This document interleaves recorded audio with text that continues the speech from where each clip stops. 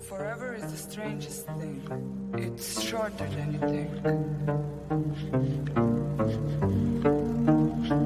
No think.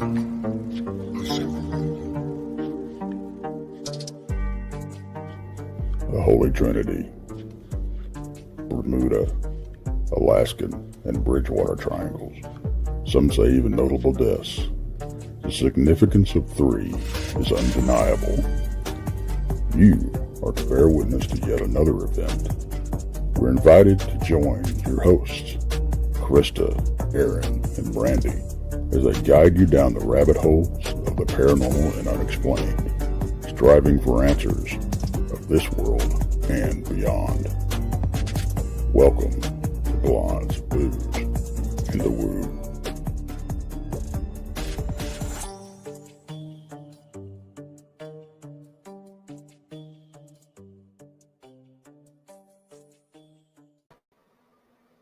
Hello, everybody. Hello. Hi. Hi. Everybody's here. Yeah. Welcome to Blondes and Boos Paranormal Podcast and the Woo. I'm one of your lovely hosts, Aaron, and this is... I'm Krista. And I'm Brandy. Brandy. Hello. Yes, we're here tonight to have another fun show involving the woo. And, try to excite some things up with something different every now and again. I think we're kind of known for that. Throwing some different stuff out Never there. know. Yeah. We're not just throwing the same old recipes out there. So Right. Get tired of that tuna casserole. right. Right. So Yeah. we're gonna throw something different at you guys this evening. I'm pretty excited about this show tonight. I'm not going to lie. Krista's already called me to tell me how excited she was about this Yeah. show. So she's super excited. I think she's called me several times, messaged me, and maybe emailed me a couple times. Yeah, this has been one that she is I've been looking forward to this. She's been fanning over. She's like, yes, it's happening. So well, before we get that started, though, Krista, you need to give us a rundown on our platform and tell us on who's on what night and what time. Okay, everybody. As y'all know, we're part of Texas Front Porch Crew. So on Monday nights at 6:30 p.m. Central, be sure to tune in to Texas Front Porch with Tex and Brandy here. She co-hosts now with him on that show. And then on Tuesday evenings is Van Buren Variety at 7 p.m.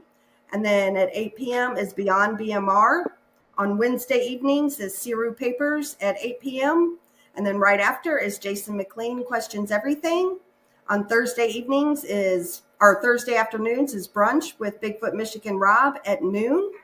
And then Thursday nights is the Blondes and the Boos at 8 p.m. And Friday nights is the Blondes and the Boos and the Woo at 8 p.m. So let's just jump right into this, because there's a lot of people I see that are not familiar in our chat that I'm sure they're waiting for Jessi and Joe. So I'm going to go ahead and just bring them on up.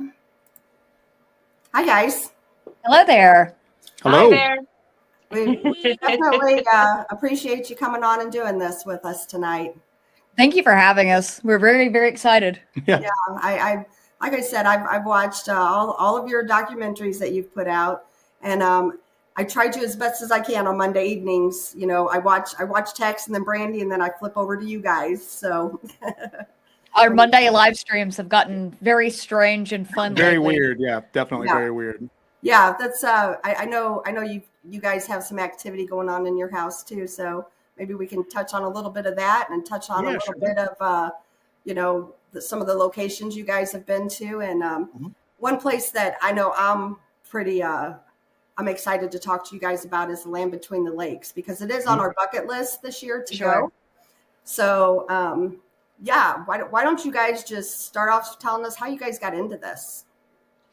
I'll kind of give you an introduction to what our channel is. If anybody has never seen what we do before, we have a channel where we do lives. We do those on Mondays at 8 p.m. on our channel, and it's basically a free form conversation between us and the audience. But our main thing that we do is field investigations. We go out in the field with the best equipment and go out. We hike deep into the woods and we investigate paranormal going on. And we started out doing kind of Bigfoot stuff, but it's evolved over the years into pretty much everything else.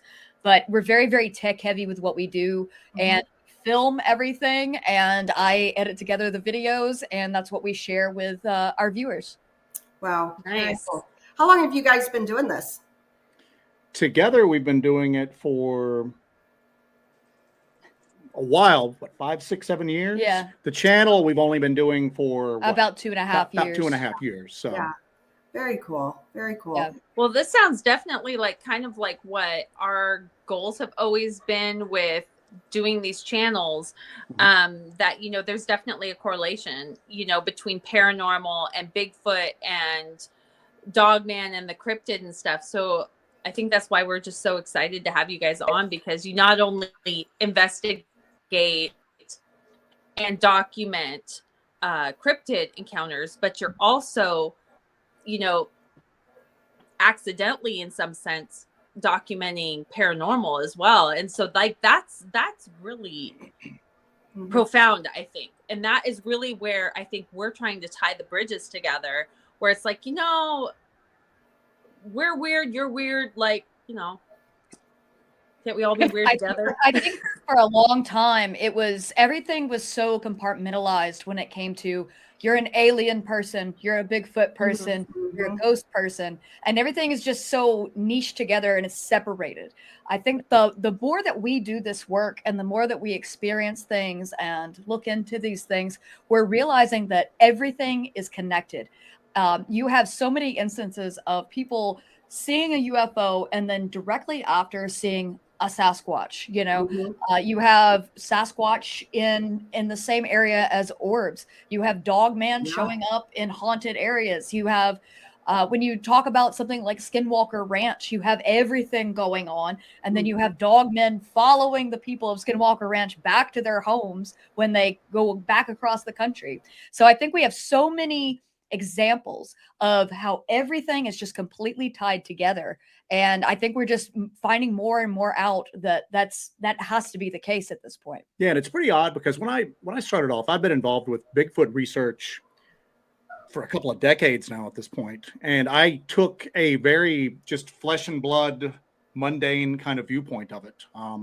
I started off like a lot of people do, thinking it's just an undiscovered ape out there. You know what I'm saying? That's maybe a little bit more intelligent than usual and exceptionally lucky, but it's just an ape. And then that kind of gradually kind of evolved to, you know, you're in the relic hominid thing. All right, it's basically another version of man out there. That for some reason doesn't use tools and doesn't use fire purposely or whatever. Well, that's where I was at for the longest time. And then when we relocated back up here to the Southern Appalachians and started doing research up here, I was very still focused on that flesh and blood entity out there. And then Jessi comes from a paranormal background. She was more involved with paranormal research. I was very resistant to all of that. But when you're out there actually physically experiencing it firsthand, it comes to a point that no matter how strong your preconceived notions were on the subject, if you're approaching the subject honestly, you've kind of got to reevaluate some of that. And that's where I'm at right now. I'm in the process of reevaluating a lot of stuff. And it was odd because, you know, I'm generally into just like general weird subjects, you know what I'm saying? But I wasn't somebody who was really into the paranormal at all. I didn't really know a lot about UFO history at all. Pretty much just strictly focused. We thought the idea of Dogman was just ridiculous, to be honest with you. We did. Up until fairly recently. And but now what I'm doing is we're having to play catch up on a lot of stuff because I'm looking at a lot of stuff that I used to just kind of dismiss. Now I'm going, there's something there, and there's just so many connections. There's so many different aspects that different elements of this phenomenon share with one another. Like Jessi talked about, you know, you have poltergeist-like activity in haunted houses, but then you've also got it in areas where there's UFO and cryptid activity like Skinwalker Ranch.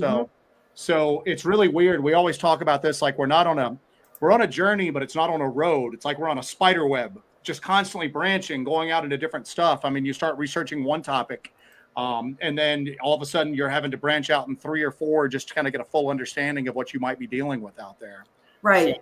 So we've definitely evolved over the past 2 years. For sure, It's been a huge evolution. So Yeah. Oh, I understand where you're coming from, because I too just thought it was just some unknown species out there, Bigfoot. I'd always been a believer, and my background is more in the paranormal. So I'm pretty new to the cryptid scene, but it absolutely like fascinates me. And like I said, I've always been a believer in Bigfoot, but now Dogman, I want to learn everything I can about it.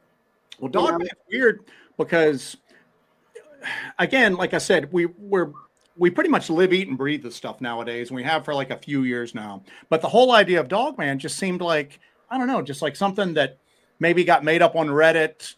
I mean, unfortunately, it's kind of defined. The whole subject of Dogman is kind of defined by its more sensational kind of public facings. Yeah. So it's hard to like when before you really get involved in the subject, you hear Dogman and you just think the craziest stories imaginable. You know what I'm saying? Government assassins fighting them and everything like that. And to be honest, we started getting reports just north of us in North Carolina. Actually, the first one that we got through was a fellow Bigfoot researcher that I've known for a few years. And as we started getting a little weirder with the whole topic, he reached out to me and he told me a story that had happened to him in North Carolina, just north of us, that involved like a Dogman type creature. He was really resistant to the idea, but he was just going, listen, this happened to a family member of mine. I don't really know what to do with this information. You're obviously starting to kind of veer into some pretty strange paths. I just figured you'd like to know.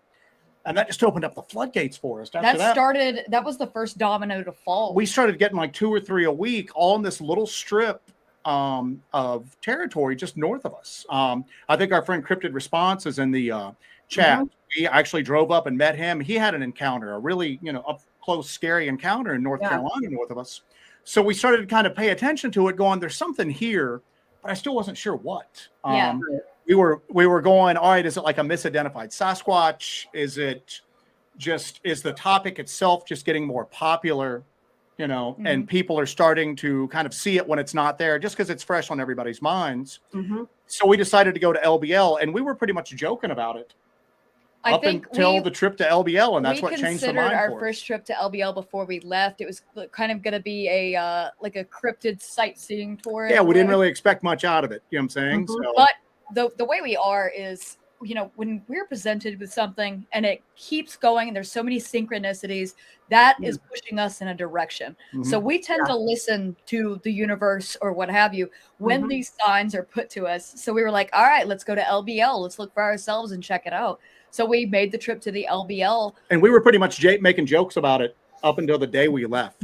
It's weird. Again, we thought it was going to be like just basically a cryptid sightseeing. It's famous. We're going to go visit the spot. It figures so prominently in the story.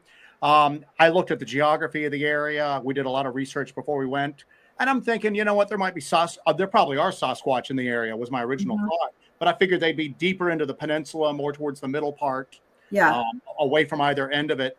But we went there and we had an encounter with something, and we walked away with just going, hey, there's something to this. And we got the best pieces of evidence that we've ever gotten, which is the thermal image that we captured. And we have 2 thermal images that were taken consecutively. We use a very nice thermal. We actually bought we had kind of a crappy little FLIR Scout TK, just a basic entry-level thermal monocular. And then we were like, wow, we want something really cool to take to the LBL. Kind of used it as an excuse to get a nice, expensive piece of equipment. So we got a really nice Pulsar brand, like thermal imager to take with us. And luckily we had it with us because we were able to get, like Jessi said, a couple of really, really interesting thermal images. We were there, and again, we went and checked out the area, the area that people refer to as the bunkers, where supposedly the 82 massacre happened at. And that's right on the tip of the peninsula. You know what I'm saying? That's not that far from civilization. So when I looked at it, I'm going, there's just no way that there's any activity here. You know, I mean, there's a bike track like fairly close to it, you know, that you see people riding bikes occasionally on during the daytime. I'm going, there's no way that this place is like a hotbed of activity, but we went to check it out because it's famous, you know, it's figures so prominent in that story. And then the first night we were there, we ran into some crazy activity with it. So and then we really, like, literally the next day we're just sitting there kind of looking at each other, just going, oh my God, it's real. Yeah. You know, I mean, you're, and I always talk about it. People have what we call a boggle threshold. You're willing to believe something right up to a certain line. Maybe it's the paranormal. Maybe you believe in UFOs, but Bigfoot's ridiculous. But you're willing to believe to a certain line. Anything past that line, your mind just kind of boggles. It doesn't want to accept the possibility of it. And that crossed our boggle threshold that night. I mean, the next day we're looking at each other going, there's something here. There's something to all of these stories. And I would say up until recently, Dogman became like our primary focus there for a while. So, yeah. Wow. That's pretty incredible because, you know, you do hear all the stories at the LBL, and I really don't think we've heard even all the stories at the LBL. You know, I believe people go missing there all the time. We just don't hear about it. We always say that the 82 Massacre is obviously the thing that everybody knows. Yeah. Right. Yeah. That's the story that everybody knows. It's the tip of the iceberg as far as strange phenomena on that peninsula. It's not just Dogman. There's a lot going on there. And I would say it's safe to say that there's still people going missing to present day out there. Right. There's a lot going on at the LBL. There's a lot of theories that are around there. Did you run into anything paranormal there? Yeah, well, the first night we were there, so if you've seen our videos, you know that we basically scout an area out during the daytime, and you know, I see some people and they set up stationary, you know, maybe they've got a campsite and they're observing from that. That never seems to work for us. No, we do a lot better when things are kinetic, when we're moving. We're moving around through the woods. Yeah, that's when we start to have things happen. We start to have activity. We start to experience things. But when we're sitting still, we've tried to set up and have all of our tripods with all of our gear up there, and we try to be stationary and do a stakeout kind of thing, and then nothing ever happens. Nothing happens. But when we're moving, we've got that energy and it's kinetic. It seems like it just stirs it up. Yeah, it stirs stuff up. So that first night we were there and we're hiking around at night, around the bunker area, just kind of getting a lay of the land and just kind of feeling it out and everything. And even then we were pretty lighthearted about it. You know, we're kind of cracking jokes and everything. So we're moving down through the woods, and that whole part of the forest was just completely quiet. There was some insect activity because we went in summer. It was hot as all get out, super humid. But we're going through and the forest had been completely silent otherwise.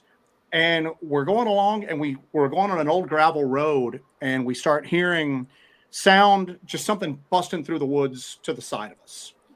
So we have a protocol for if something like that happens, because it's only two of us in the woods. It's just us.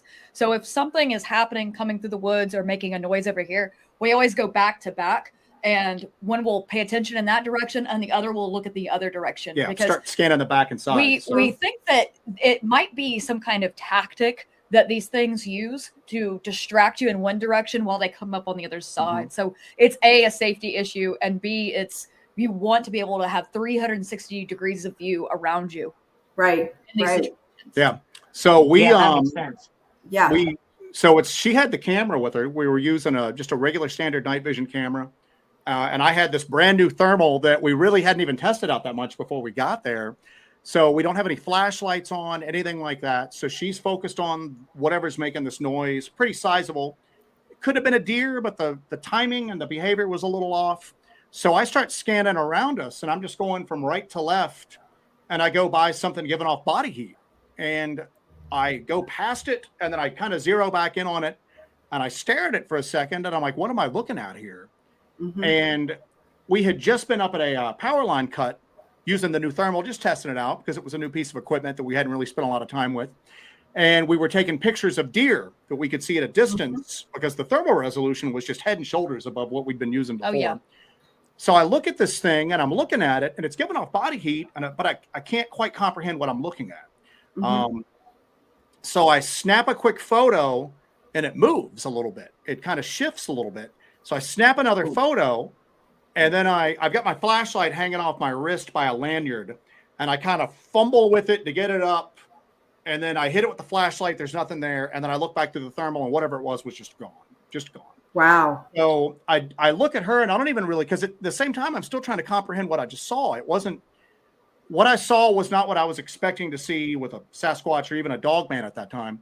So I look at her, and I don't even really say what happened. I just kind of go, I think we need to move on and kind of move out of here. So we moved up and moved into a different area. Yeah. And so the rest of the night I'm on edge. And it wasn't until the next day that I looked at the images on like a computer screen. You see these two oversized pointed ears. And that's what threw me off, because at the time I'm thinking dogman. I'm almost thinking something like an upright German Shepherd. You know what I'm saying? Like a werewolf type thing. Oh, yeah. Yeah. And there are these upright, extremely pointed, oversized ears and a muzzle. And it's just like the upper body of it. So I'm looking at it the next day, and she looks at it and she's like, what is that? I'm like, I don't know, man. I don't know. It's weird. So we go back to the area. We check that spot out during the daytime, and we realize that where I saw it at, there's a gully that's about 5.5 feet deep. And that's when we realized that whatever this was standing in this gully, kind of leaned over looking at us. And you can see where it's got one hand up on the side of it. You can see the ears. You can see where the head shifts a little bit. And then the second image, I get a little bit of an eye. Sometimes eyes will show up on thermal imagers if you're fairly close to it. And that's when we realized that this thing was about my height, looking at us out of a gully there. And that I don't think it thought that we could see it. Of course, that's just a guess on my part, because the thermal imager doesn't really emit anything. It doesn't emit infrared light. It's a passive detector. So I don't think it knew that we could see it. And then I think it realized that when I stopped and I was focused on it and started fumbling, because I was pretty clumsy trying to get it all up, you know, right. I'm trying to juggle too much at once. I think then it just dropped down into that gully and either moved off or it was still hunched down there when we finally left. So, and I think Barton Dunley's in the chat right now, but he and I had been corresponding a little bit. And I sent him the photo of it, you know, one of the thermal images, and he starts sending me witness sketches that show those oversized, really pointed ears, almost like oversized bat ears. Yeah. So when people ask us, you know, hey, did you see a dog, man? And I'm going, I didn't see anything with my naked eye that night. All I can say is that we caught something that physically resembles what witnesses are reporting seeing out there, and they attribute it to dogman activity. Yeah. So, it's a common thing, it seems like, because, you know, other people that I know that's in the chat, I know have been out there too, you know, not that long ago, and they also seen, you know, some things too. So it seems like anytime anybody goes, you know, something is. The thing for us is that, you know, you'll see images sometimes like online that people will post, and you can see something there, but a lot of times the argument can be made that it's just pareidolia. It's just you're seeing something that's not there. It's an image in the leaves or anything like that. Well, this is a body heat signature. This is giving off heat, whatever it is. That's what the thermal imager is I picked up body heat. It was given off. And what's weird is it was summertime. So the surrounding, you know, environment is pretty hot. It was like about 100 the thermal degrees. imager is not great in the summer because everything is so hot from the daytime heat and everything anyway. So you're not going to have that high contrast. When you use it in the wintertime, you're going to have a high contrast because you have that body heat versus the cold air around it. But even with it being like a summer environment, this thing was still just pumping off body heat, man, pumping off body heat. It was hotter than what you would expect a person to have been. If a person had been looking out of us, they would not have registered as high a temperature as what we picked up. Yeah, gotcha. So for us, it was extremely like I don't know. It sort of flipped everything on its head because we went, you know, the day before we're like, this is just kind of silly, but hey, let's go do this. Let's go check it out. And then within a 24-hour period, it went straight into, oh my God, this thing's real. Yeah, like it's real. And so now you have to make a decision. What are we going to do now? So we went back out and we did it again. So, I mean, and then you ask if we had anything paranormal happen there. I'm not a big paranormal person, or like, at least I used to not be. I'm becoming more open to it right now. I've still got my own thoughts on it. I think a lot of times she's very into the paranormal, and we don't really see eye to eye on a lot of this stuff. You know what I'm saying? We kind of approach it from different angles a lot of times. We disagree on a lot of stuff. But I think that's good because that keeps the conversation very healthy. We can actually bounce off of each other when it comes to that. But he did have a paranormal experience. Yeah, we were out directly after that. It was Midsummer Night, the next night, and we were leaving out from the cemetery that you always hear referenced with the 82 massacre. If you're familiar with that story, they were supposedly camped next to a cemetery. Well, we were leaving that cemetery, and when we had been there earlier in the day, we had seen that some people had been basically using the cemetery as a bathroom. It was pretty messed up. It was pretty filthy. And so we had discussed it and cleaned it up as best we could with what we had with us. So we had left out that night, and we're walking away from the cemetery. And generally when we're walking, we'll just kind of randomly scan like to the sides, behind us, everything like that. And I looked over my shoulder and I've got a momentary on and off on my flashlight, like a little tactical switch. So I look, and what you do is you want to the theory is to try to just give it a quick flash and maybe catch some eye shine or something, catch something basically off guard, unawares. And I hit the light on for a second, and there's like a woman standing there just staring at us. All in gray, like a gray, background, long gray hair, and she just had this look of just hatred on her face. My first thought was, and again, you don't think, well, hey, I'm in the middle of nowhere, in the middle of night. Why is somebody out here? My first thought was, this is somebody who's got a family member buried in this graveyard, and they just saw how messed up it is, and we're the only people out here, and she thinks it's us. That just went through my mind in like a split second, and before I can even complete that thought, she's just gone. She's just gone. And on camera, you see me just going, what the heck, and I'm just going, is there something wrong with my eyes, Right. And it was just burned in me. Yeah. I feel like when you're open to, as like Jessi's open, started with the paranormal and you with the cryptids, I think when you open your mind to something like that, you're more, susceptible, to see things out of your realm that you wouldn't. I mean, it's a thing. It's a lot of people have, like, when they have near-death experiences, or if they have just one of these creatures or one of these ghosts or whatever it is, it's almost like it flips a switch and you become a beacon for this. You become a magnet for it. And I don't know if that's because it knows that so the phenomenon can show itself to you. Or you're just predisposed to recognizing what's in front of you, or maybe your perception's just a little bit more opened. And what's funny is there's a long tradition of the woman in white or women in white phenomenon, both with hauntings and with physical Sasquatch, physical cryptid stuff. My overwhelming description of her was just gray. Everything was gray. So somebody had to point that out to me later on. And I'm familiar with the woman in white phenomenon. I just didn't make that correlation because she wasn't white. It was just gray, literally she was almost monochrome in how she looked. Yeah. But I mean, it's close enough approximation. I mean, you're near a cemetery where possibly some really brutal murders occurred that were maybe committed by something not of this earth or whatever. It's Midsummer's Night near a cemetery, the general weirdness of land between the lakes. But I mean, that shook me to my core. That was probably one of the most shocking things. And if you watch that video, you can see it. I mean, that's a rare instance where I'm basically having to comfort Joe. Yeah, I was shocked. And I'm trying to like talk to myself going, are my eyes playing tricks on me? Right. And then I really quickly give that up. I'm going, my eyes weren't playing tricks on me. I just saw her. She was there plain as day. Yeah. She just so angry, like just this hatred just coming off of her. And if I was an artist, which I can't draw worth a lick, I could draw her down to the last hair right now. She's just burned into my memory at this point. Wow. But that was a real just turning moment for me with a lot of this stuff. Yeah. It really kind of, I always say that we went into LBL and I was almost a different person when we came out of that first LBL expedition. Yeah. I mean, everything got turned on its head after that. Yeah. And that's when we really, really got serious about pursuing this and the way we pursue it now. Yeah. I think everything changed with that first trip to the LBL, and we really kicked it into high gear. We just dove into it head first. It basically became our obsession, our lives.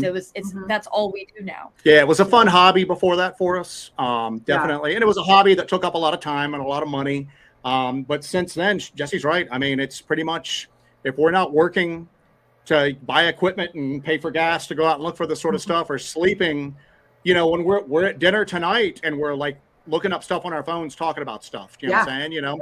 We're, and it's not just paranormal or cryptid related stuff too. We're quantum mechanics. I'm really big on infrasound, the possibility of infrasound. So I've been studying bioacoustics and everything like that. And it's pretty much, people will go, hey, have you seen that TV show? And I'm going, man, I don't watch TV unless it's, I don't, It's not like I watch like Yellowstone or something like that. If it's not something that kind of furthers this, we don't have time for it anymore. So yeah.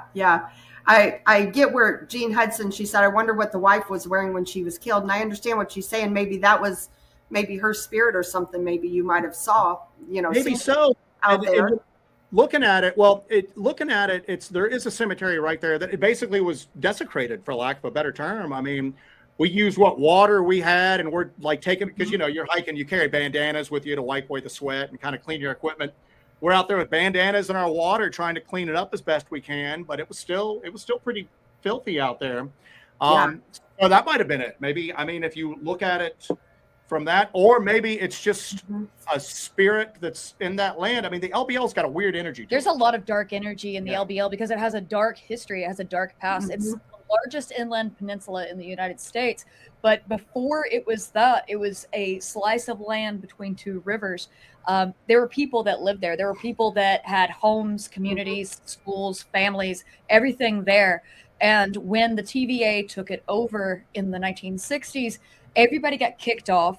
They dug up cemeteries. They desecrated bodies. They moved these people. They buried them without headstones. They buried them with the wrong headstones. They left them there and told people that the bodies were moved, and then flooded them with water. And then flooded them.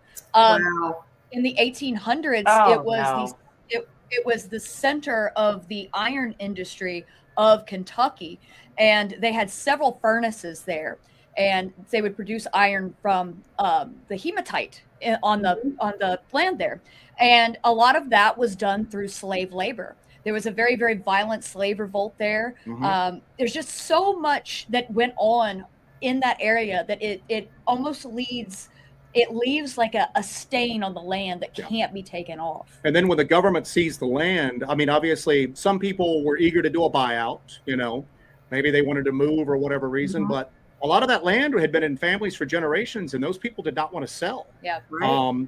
And the government really didn't give them much of a choice. It's weird because whenever we go out and do this stuff, if people ever ask us what we're doing, we don't go, oh, we have this paranormal encrypted YouTube channel, because we don't want them to maybe come back that night and try to like hoax us or something like that. So we have a pretty standard answer where we go, oh, well, we've got a little YouTube channel and we just look into Southern Appalachian history, So real quick, I have a question real fast. So did you say that they mined hematite, that they were using hematite to make iron? Yes. So, I mean, this is just a thought that just like popped into my head. But so hematite being that of something that is supposed to absorb negative energy, being that of a stone that, a lot of me, myself, and I and other hippies walk around with, that, it kind of makes me wonder about the land then. If they removed that protection from the land. Yeah. Right. That is supposed to be there to protect it. But because there were large deposits. There's actually that negative, there were large absorbs deposits. Negative energy to keep things out. But maybe it kind of, harvesting it, especially with slave labor and stuff. I mean, that being a natural resource, maybe it, did something to the land. Well, think about it too. Iron is prevalent in lore that it can keep away witches, it can keep away fairies. Right. So if you are removing that from the land and then you're shipping it down the river, it's gone. You lose that. So maybe that opens up that area to be a sort of a portal zone, because all of that natural protection is completely gone at that point. Right. And you have to wonder, I mean, all that natural protection might be there for a reason. That's a very good point. And then we're removing it, and we're not just removing it, but we're removing it with negativity, slave labor. And then you're also then, like you said, moving graves, moving headstones, making people move from their homes. That's adding so much emotional energy and trauma to the ground, that then you're removing things that now before were maybe protecting the ground. I mean, I would think that the ground would get pissed. Well, it's interesting because when we were actually there's a what is that animal center in the middle of it? There's like a wildlife center. Nature Discovery Center. There's like Nature Discovery Center in the middle of there, and we just went in to check it out. And we're walking around, and I'm wearing like the Hellbent Holler hat, and there's a girl that worked in there, and she says, "Oh, what's that?" And I did this little spiel. "Oh, we've got a YouTube channel where we look at Appalachian history, blah, blah, blah." And she just goes, "Oh, well, this is the right place. There's a lot of history here, and most of it's not good." And I just go, "Oh, really? Why is that?" And she goes, "Oh, there's just a lot of weird stuff going on up here." And so without saying what we do, I'm like, "Oh, well, what have you experienced?" And she starts going into a story about her and her boyfriend out trying to camp, and something chased them away that night. She didn't know if it was ghosts or something physical, but she made a really interesting comment to us. She tells us this story, and then she's just kind of quiet and kind of reflective, I guess, kind of reliving it for a minute. And then she just goes, "Yeah, this is a dark place. The bitterness is soaked into the land here." And that's just always stayed with us, because as we've experienced the LBL more and more, that's about the most accurate thing we've heard about it, that the bitterness just seems like it's soaked into the land. There's just an inherent, like, it's a sinister feeling. It's one of the most beautiful places you've ever been to, and it's wild, and it's getting wilder all the time. Yeah. And but at the same token, I mean, it's a dark place, man. It's a very dark, sinister place in a lot of regards. So, do you guys have plans to go back? Yeah. We'll be back probably within the next month to 6 weeks or so. Yeah. So awesome. Very cool. Very cool. We have a few questions, if you don't mind, get a couple of them answered. Gene Hudson asked, what changed your mind on Dogmen? That thermal image, we were already kind of at least more open to it with the stories that we were getting. And then as we started to meet these people that were telling us the stories, but seeing that image, I mean, we've tried to think of every alternative possibility. It wasn't a coyote. I've looked at coyotes on a thermal imager before. It was nothing like a coyote. You think of anything that has like large oversized ears like that, because that was the real defining feature with a muzzle. I've had people tell me, "Oh, maybe it was an escaped kangaroo." And you know what? Maybe it was a very intelligent escaped kangaroo that was behaving. You're going to find that in, that was behaving with like classic predator behavior, you know. Right. So we've tried to debunk it ourselves at this point, and we never have been able to do it. And it's so for us, that was the moment that we like literally sat there the next day, especially when we saw it on a larger screen, just going, "Wow, this is real." Yeah. Wow. Next question. Shane asked, question for Joe. Do you believe that cameras pick up different light spectrums than what the human eye can see? Well, yeah. I mean, we use a full spectrum camera. Yeah, we use a full spectrum camera, IR and UV. So it sees everything. That's when you watch our videos, that's the footage you see that's got kind of that purplish pinkish tint. It's a phasm cam, and it's probably one of my favorite pieces of equipment we've gotten. Yeah, we used to use just a typical like night vision camera, but as strange as it is, there is something to be said that it seems like whatever's out there can sense like infrared light. It seems like we're able to pick up more on that full spectrum camera than we have been with just a traditional like infrared night vision camera. Wow. But definitely, and it's weird too, because that's actually made for like ghost hunters. That's a ghost hunting camera. We had a previous version that was just a modified action cam that was a little fragile and it didn't work that well. But the one we've got right now, it's made for ghost hunters, but we take it through its paces like every week. It's out busting through the brush with us, and we've got it hooked up to an external power source that we can run it for hours at a time. So it's a great little piece of equipment. So very cool. Al has the next question. He said, "Did you hear any growls or strange howls?" Not that night, but we have on a couple of occasions. So we actually have a really interesting audio recording that we got just maybe a month ago. We got it. I released that video not too long ago. And what we do is we take these small audio recorders, little digital audio recorders. We have a ton of them. And we have a method we call drop recorders. So we'll take those. And if we have an area where we think there's activity going on, we seem like we're experiencing something, we'll take that recorder, leave it there for an extended period of time, hike far away, and then come back a few hours later and collect that. And then we'll take that home and analyze the audio. And so about a month ago or so, we got the strangest recording we have ever gotten before. And I think it's one of our best pieces of evidence. There are, in the audio, you can hear two entities almost conversing. Mm-hmm. There is a deep guttural growl, and this goes on for 40 minutes. Yeah. So, But there's deep guttural growls, and it seems like it's communicating with something that speaks in a clicking like vocalization. yeah, it's very bizarre. Very bizarre. And then there's Wow.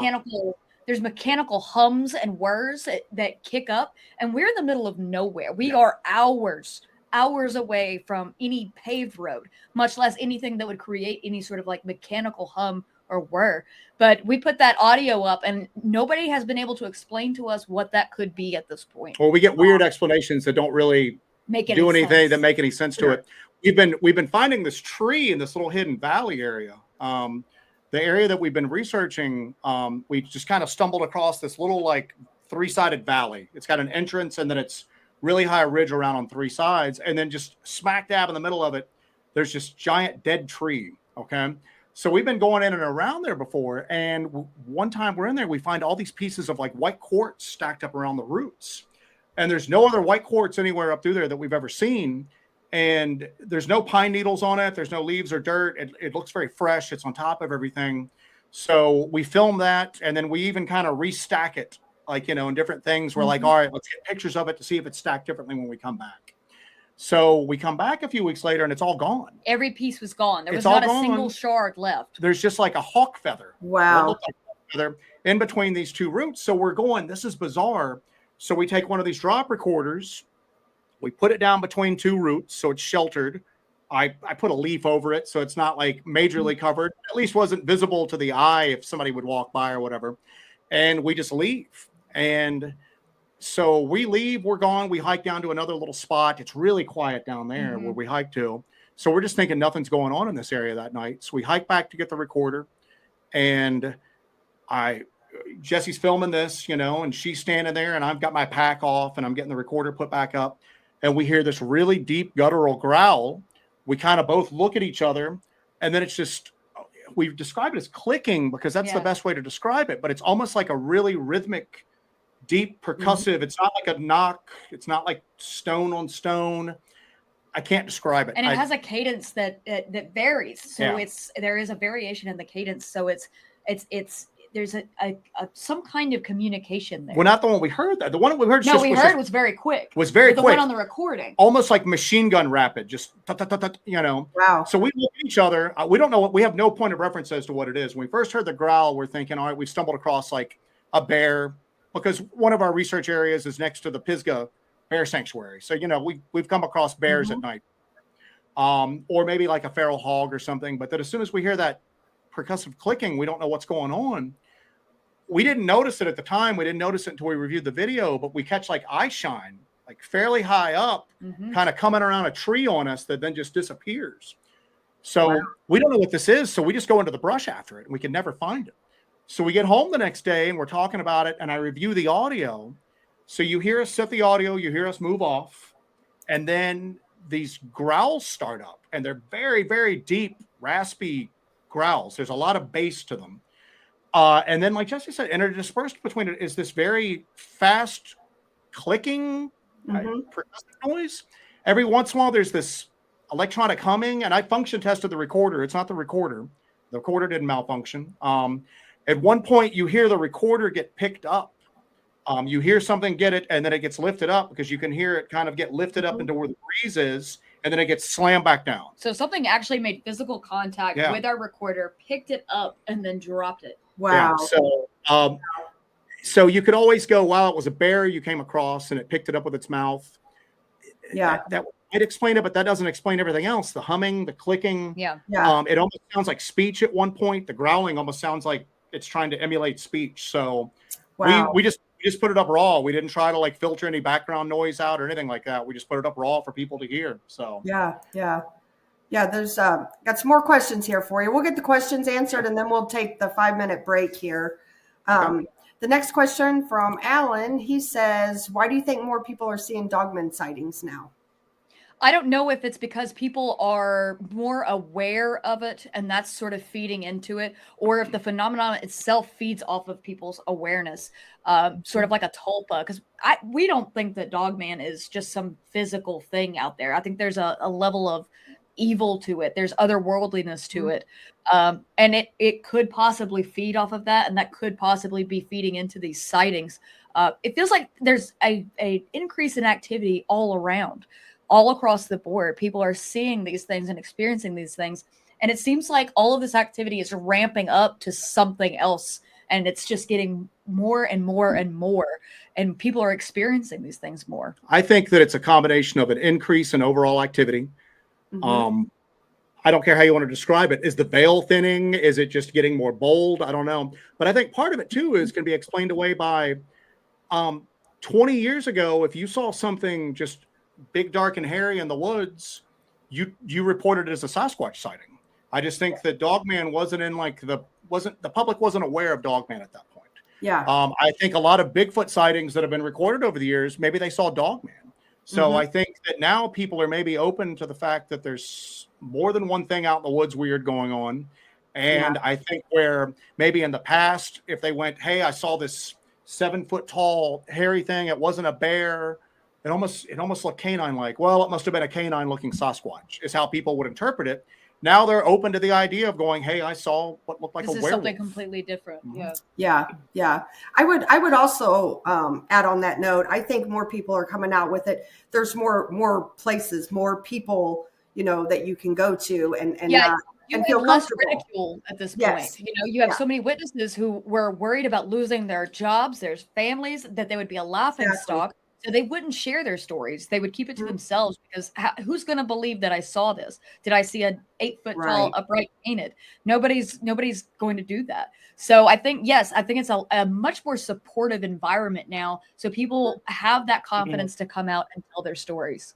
Yeah, absolutely. Gene asked, did you guys check for ley lines before going to LBL? No, I didn't. Did you look into it? No, I didn't. I mean, just because the first time we went, we researched the history of the area, and then the way we research for possible previous activity. Yeah, you look at the historic cases that are out there. You look at the ones that are that make their way into the books. One of the things that we do is a lot of times we'll go onto online discussion boards, message forums that aren't really devoted to the cryptid or the paranormal, but they're devoted to outdoor activities. So we'll go on hiking forums, fishermen, hunting, rock hounding, stuff like that. Yeah, exactly. Geocaching, stuff like that. And no matter what message board it is, there's going to be one thread on there that goes, has anybody ever had anything weird happen in the woods? And so we'll scout those. So we had a few reports that had really never made it into the just mass knowledge of people, but we had found them on there. So we were kind of prepared for it. But again, we really didn't go in expecting much more than just a sightseeing trip for it. Right. Now, the second time we went back, we went and we had some predetermined places that we wanted to go to that we didn't use ley lines, but we used some other methodology to kind of figure out where we wanted to focus in on. So, how many nights did you stay there at the LBL? And did you actually camp in a tent, or did you get a hotel and go back? Or the first time we stayed, I think 5 days, and then the second time we went to the LBL, we were there for 8 or 9 days. Yeah. And then our upcoming expedition that we're doing, I think we're talking about doing about 8 or 9 days again. Yeah. Wow. Yeah. And we'll get a dispersed camping pass just so that if we're stopped, we've got a reason to be out. We always get a hotel room out there just in case, because usually we're out until the sun comes up. Yeah, we're out all night. Yeah, and then we run a lot of equipment. So we have a lot of backup battery sources, but you need to be able to clean the equipment, take a shower, especially in the summertime in the LBL, man, just to get the ticks off. We debated getting a hotel last time because I was going, I think we can keep everything charged for the week. And then after the first day, we had so many ticks on us. We were like, all right, we got to get out of here. So our plan now is we research all night long, and then we try to sleep during the daytime. Yeah, and then just go back out there and just try to stick out all night long as well. So yeah, that makes total sense. I got another question here for you. It says, have there been banshee screams reported out there? Penny says, there's everything else. Right. Not to my knowledge. I don't think I've ever heard a story about a banshee scream. Yeah, we have experienced something that is very, very akin to a banshee scream, but that was in our main research area in North Georgia. Yeah. There's a few reports around, I think it's around Lake Barkley, where some people that were down there on vacation reported being near the water and hearing just some really long, drawn out cries. But those could be like stereotypical like Bigfoot calls as opposed to Banshee. But you can actually find that report.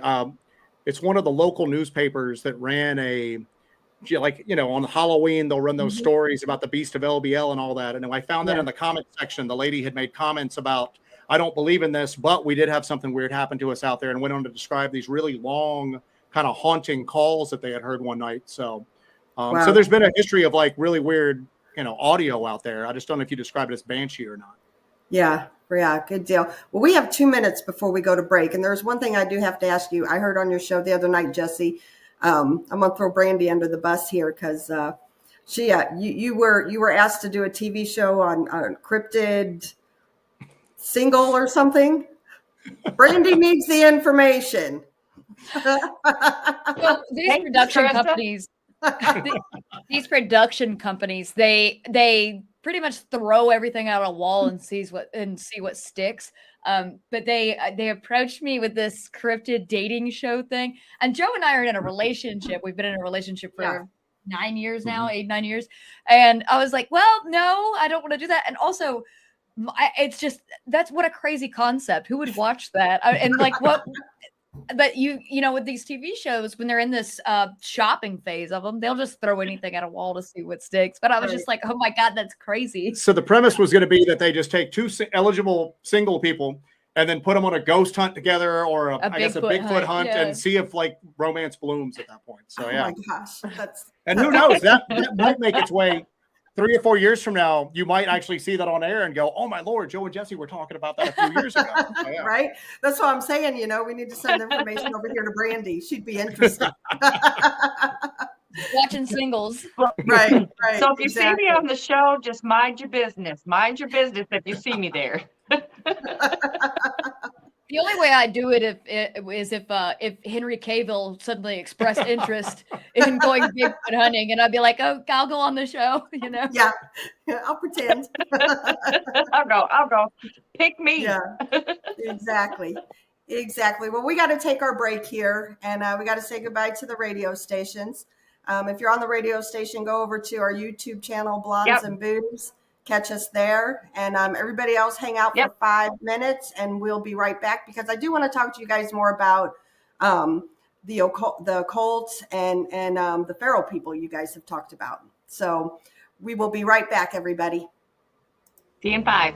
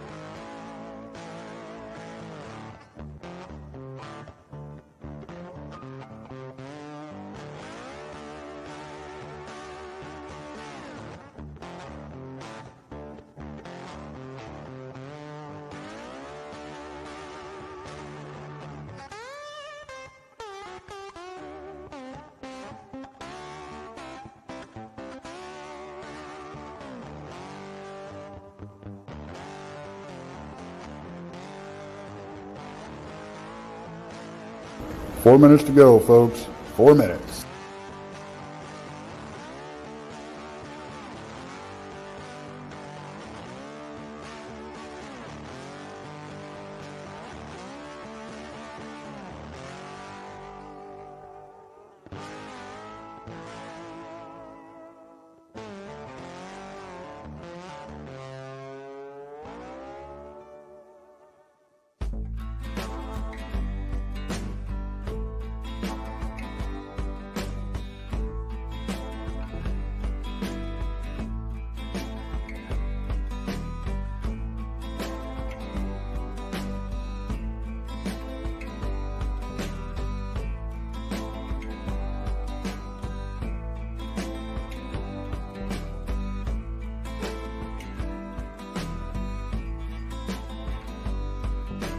Three minutes. We're almost there.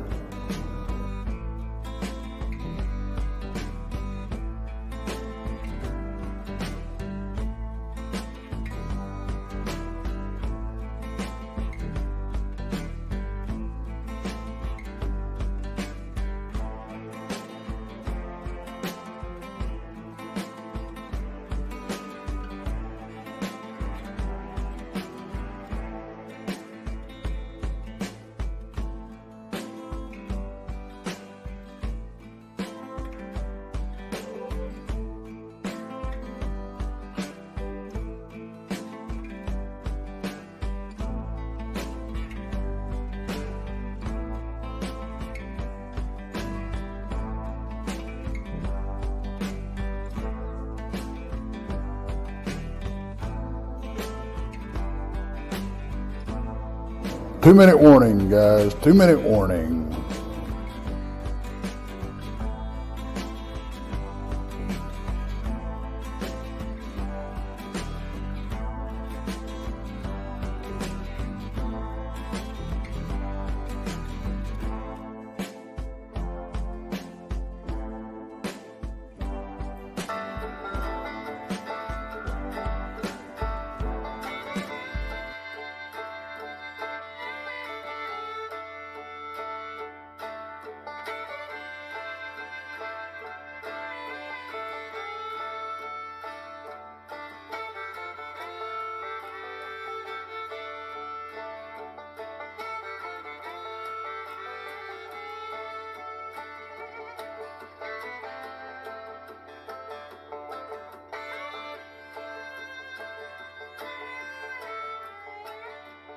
One minute. 1 minute.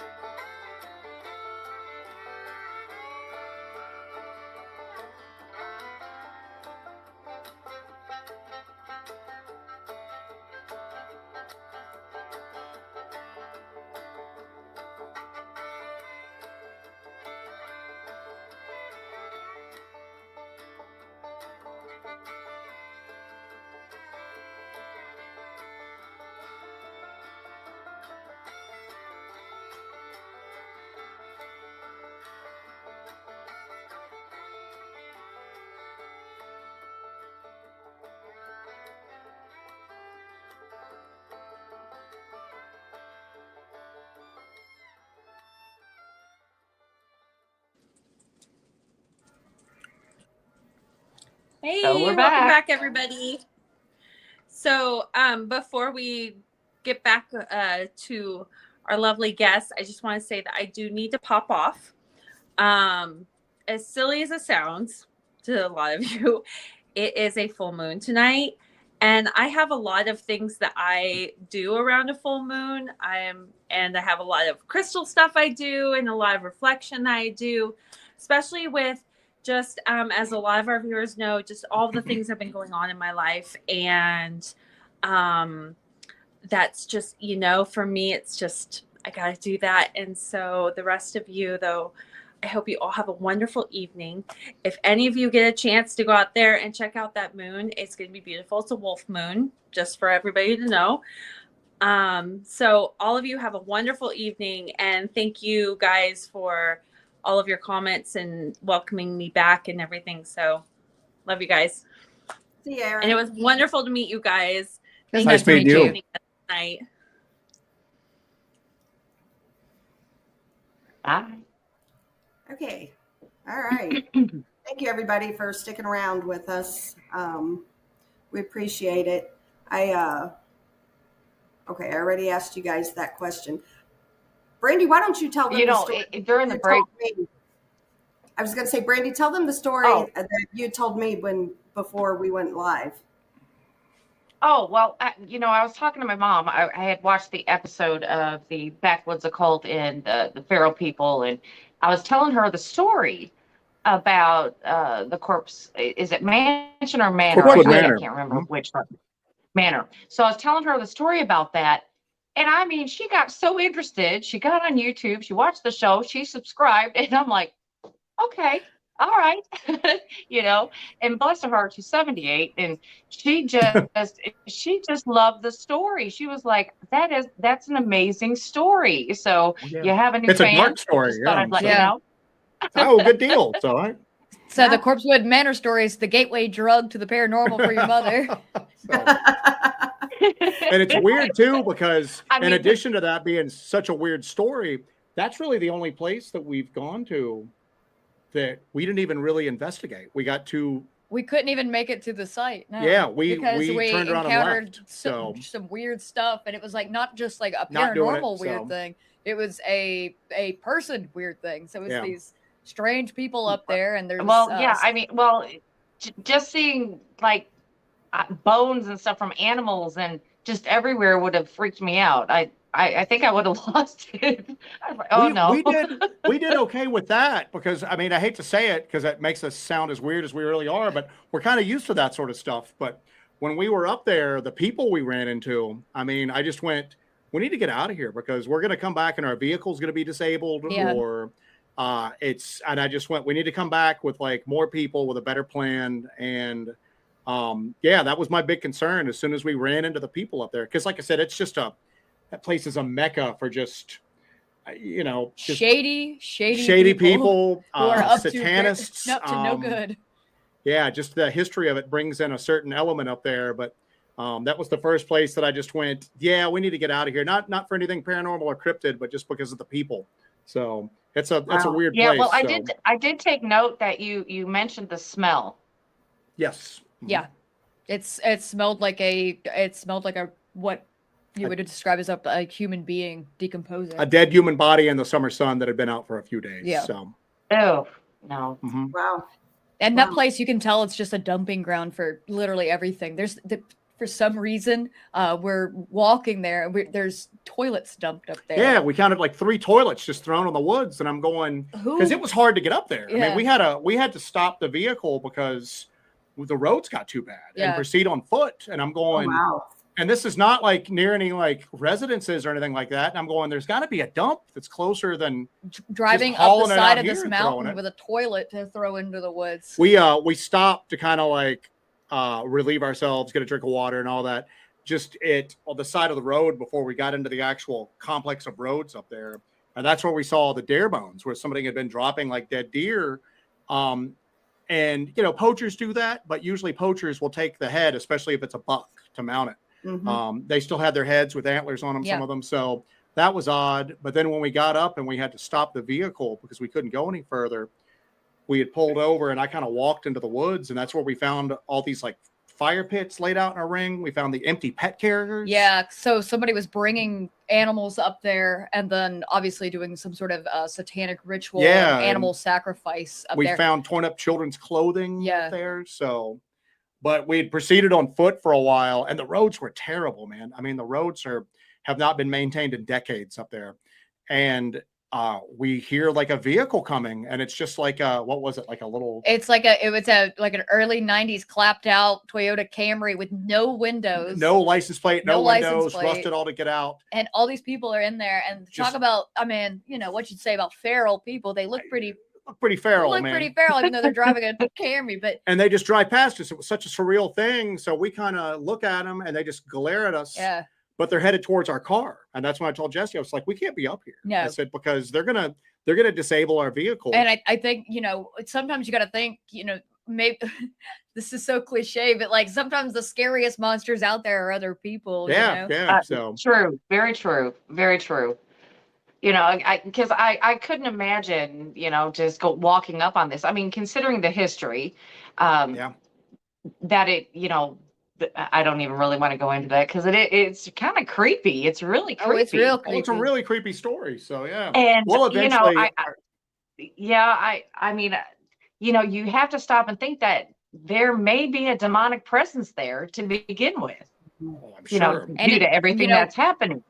And is that presence just drawing those type of people in? Well, there's a road up there called Dead Horse Road because they kept finding dead horses on it. And they couldn't figure out why. Horses would just break out of their enclosure and end up dead on this one particular dirt road up there. So obviously there was something a little dark going on in those woods to begin with, but it was just magnified by the stuff that happened after that then. And now, like I said, it seems to be a mecca for people that are involved in like occult practices just because of the dark history of it. So I'm sure they're up there doing stuff that just adds to the overall just dark energy. It's like we discussed with the LBL, that soaks into the land, that what happens there, there's an impression there's a psychic impression, there's all that's left behind. There's echoes of that throughout the past and everything. So I think that's the case in that place too. There's occult activity going on in the LBL that doesn't really seem to get talked about as much as you would expect. Really? But it's going on up there. There's occult activity ongoing in the spot in North Georgia that we've been researching. Yeah. I think that happens maybe a lot more frequently than maybe people discuss. You've even had some people like Alex Pedikov Beyond the Trail. They ran into some people doing occult rituals were they in Oregon? No, they were in Florida. Were they in Florida then? Yeah. So they ran across people doing occult rituals in the woods and kind of had to like move back and out and pick a different spot to investigate that night. So it kind of poses the question, is that kind of, is the practice of this occult rituals and all of this, is that what is drawing the cryptid and paranormal activity to the area, or are these people drawn to the area because of the cryptid and paranormal activity? Is it what is feeding into what? I think we've been trying to kind of hash that out at our spot in North Georgia where we go and investigate. Yeah. I've studied demonology, and I mean, there's not only rituals, but there's a lot of other things, a lot of other signs and stuff like in the woods. Have you seen any weird symbols or anything like that out there in the woods? And Yes. And in our main research area, we keep seeing the same symbol repeated over and over, and it's made out of sticks. But we've seen it over and over in different areas. It's a huge swath of wilderness, and we've seen it in different areas where we've had activity. We had the exact symbol show up behind. We attempted to camp out there one night, and we had that symbol show up behind our tent with mud in the middle with a handprint in it, and it wasn't there prior. Yeah. Oh wow. Yeah, so we don't know what's going on, but we're seeing that same symbol over and over and over again. We just saw the symbol again. A couple weeks ago we were up there and we saw what I can only describe as possibly a portal. UFO plasma. Yeah. It was about 12 feet in diameter, and it's just a self-contained, just orb of light in the middle of the woods. And we actually filmed that, and then I actually got thermal footage of that. So we have giving off heat. Yeah, and it was giving off heat, like a lot of heat. So and then we had that experience. We saw that, we filmed it, we got footage of it, and then we got the heck out of there. And we came back the next day to go look at the spot where we saw it. We walked up the hill to where it was, and the symbol is right there. Yeah. The same symbol made out of sticks was right there in that location. Wow. Okay, just real quick. When this show is over, Joe and Jessi, hang on. I'm chatting with Letitia Nunley, and I got something to tell you when we get off camera. So anyway, don't hang up when the show is over. That's what I'm saying. Sorry about that, everybody. She got something to tell you. I didn't mean to be rude by looking down at my phone, but it was her, and you'll understand why here in a few. So anyway, can you tell me like your favorite place to go and hunt? Probably the LBL. Yeah. You know what I'm saying? So the LBL's weird, man. I mean, there's a lot of mystery about it. There's a lot of confusion about it. There's a lot of theories about it. I mean, basically, they went in and took all of this land from people, dammed the rivers into lakes, promised the residents that, hey, we're going to turn it into a national recreation area. It's going to be a big tourist attraction. It's going to bring a lot of money to the region. And then they never really did anything with it. Yeah, that never came to fruition. There's a couple of campgrounds on there. There's an off-roading place. But if you go around the LBL, it's just basically rotting away it's just going wild again. I made a comment when we were there last time. I was like, short of just dynamiting the bridges across the water into this place, they're doing everything they can to kind of dissuade people from coming there. But at the same token, it's beautiful. It just draws you back in. Yeah. I mean, even though we've had some pretty scary and experiences there, we're still just as soon as we leave, we're going, all right, when are we coming back? Yeah. You know? That last day is always really just kind of bittersweet. Yeah. We're tired. We've gotten all this stuff has happened to us. We have a tradition that we drive so the road that goes down the middle of the peninsula from the top of the peninsula to the bottom is called the Trace. And it's about 43 miles, I believe, but we will drive it from top to bottom. That's our last drive through the LBLs. We always do the Trace top to bottom because we drive it, the entire week up and down because we're all over the peninsula, but we do that final drive and it's just kind of bittersweet because we're like, I don't want to leave. It's like it draws you back in. It won't let you go in a way. And we're kind of just bummed out about leaving. Yeah. But yeah, we do that last drive and we're like, all right, well, I guess we got to start planning for the next one. Yeah. Do you believe it said CD Squatcher says the site of the killings were totally removed? Have you been to that area? Have you? Well, we've seen been to that area. We've been to that area. We've Yeah. done a lot of deep research into that whole area and what possibly went on through there.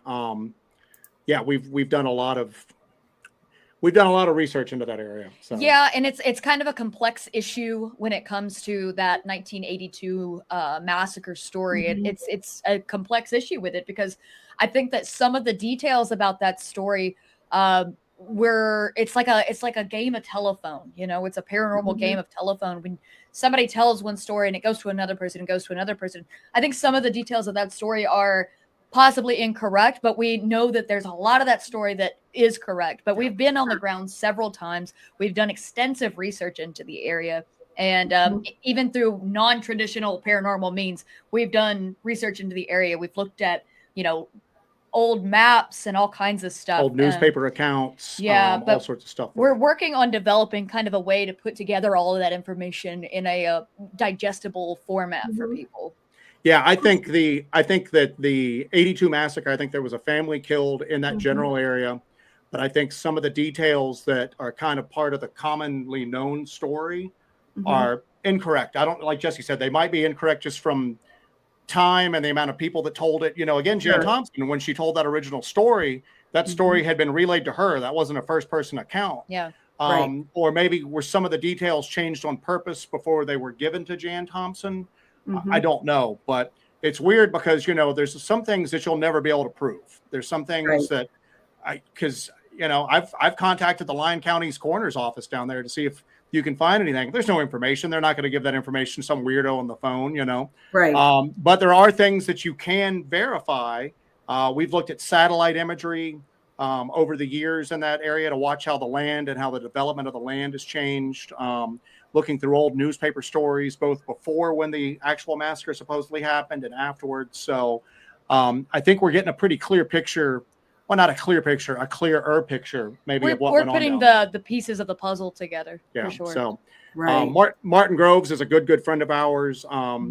He is a wellspring of knowledge of stuff that goes down there. We're lucky enough to have a really good relationship with him, really good lines of communication. He shares a lot of stuff with us. So, there's a few people, Barton Nunley, Martin, ourselves, and like a small amount, but we're all able to share information. And, I don't know if you'll ever get a complete picture. Yeah, to draw a parallel, it's almost like the Kennedy assassination. How when people start to dig into the Kennedy assassination, there's just so much information, some good, some bad. You'll never get a full picture of it. I think that 82 massacre is a lot like that. I don't think you'll ever know with 100% certainty what happened, but I think there are some things that you can prove or disprove and at least get a better idea of what happened. So if that makes sense. So my personal opinion on it, I believe the 82 massacre happened. And there's been reports of a survivor. I personally don't believe that, but that's my opinion. I don't knock anybody who does. And Martin Groves' story, I believe his story 110%. Oh, absolutely. Oh, yes, absolutely. Yep. Martin Groves, and it's funny because we'll talk to Seth Breedlove like off and on, like a little bit, and we talked to him a bit when he was doing the American Werewolves thing. We had met him at Wild and Weird Con the year before and talked to him for a little while and talked about Dogman and stuff like that and shared our thoughts on it. So we talked to him while he was, doing American Werewolves, and he sent us a screener copy of the movie to watch. So I'm kind of chatting with him on Instagram while I'm watching it, and it gets to Martin Groves's part, and I'm messaging him going, "Who is this guy? This is the craziest. This is the best first person account that I've ever heard." Right. So I got to know Martin, and then we met him at the Dogman conference, and then I had probably watched that documentary 3-4 times at that point. And gotten his book. He has a book where his entire encounter is detailed there. It's called Beasts Between the Rivers, and it's Martin Groves. You can get it on Amazon, and it's a riveting read. But then you watch him recount it just in person, and you walk away just going, "This is real." I mean, there's like literally no. I always say that our personal friendship with Martin Groves aside, he has got one of the best and most important first-person accounts of any sort of anomalous activity. I agree. I'll be honest with you. I kind of put Martin Groves up as like the physical, like cryptid equivalent of like Travis Walton. You know what I'm saying? Martin Groves is somebody who's Martin Groves' sworn testimony could put you in jail. Yeah. Given his law enforcement background and all of the stuff he did. Right. I mean, this is somebody who is about as credible as you could possibly hope for. And also, this is a first-hand account. This is not exactly. He said, she said, somebody told me this. This is the person who experienced this is giving you this information, and his level of credibility is just it's beyond belief, bar none. You know, and then just the level of detail and the stuff that happened, and it's just. To me, it's one of the most important encounters, like probably out there, because it gives you a lot of. Let me phrase it like this: I think that most people that experience what Martin Groves experienced never come back to tell the tale.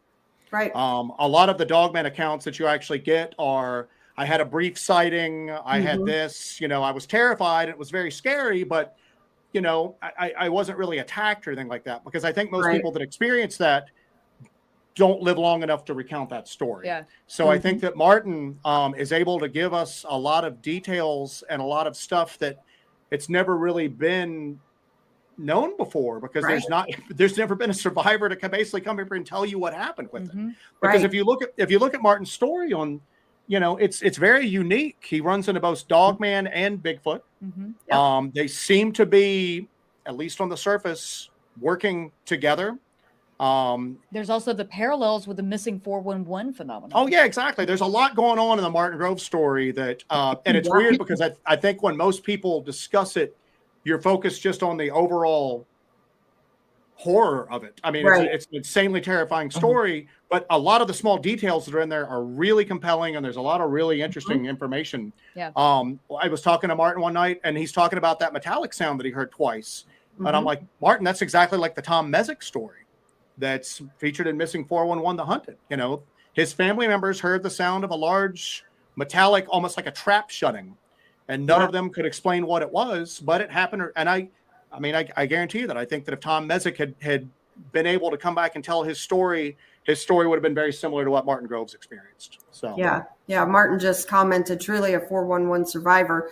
No one else heard the metallic noise and lived to tell it. Truly scares me. Yeah. Absolutely. I mean, they're and I don't know. I've always been into like the horror type movies, even as a little kid. I can watch a scary movie and go to bed and not think 2 cents about it. And I guess the whole LBL thing, and this, when I first heard about it was several years ago. I've been intrigued ever since, and I guess that, Jessi, I got to give it to you. You're badass. You really are, for going out there, and I think Brandy agreed absolutely with me with this, to go out and do what you do, as a woman. Yeah. It's pretty impressive. I got a pretty good partner though. That helped, Yeah, we compliment each other quite a bit as far as like our strengths and weaknesses go. So and you can definitely tell that in your videos and things. We've definitely developed a really strong bond, and that helps. Yeah. We've really developed kind of a system too, and we communicate very well. We can go without saying a word and are able to communicate with each other when we're out in the woods. We work very well together. So I think it works very well. And one of the problems too is I get such a thrill from doing this. I love it. And I go head first into things.